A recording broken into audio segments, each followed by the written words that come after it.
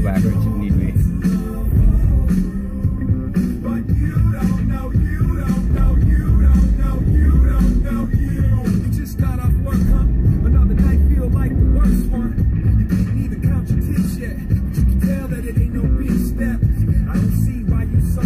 Customers are all fucks and lowlifes. Don't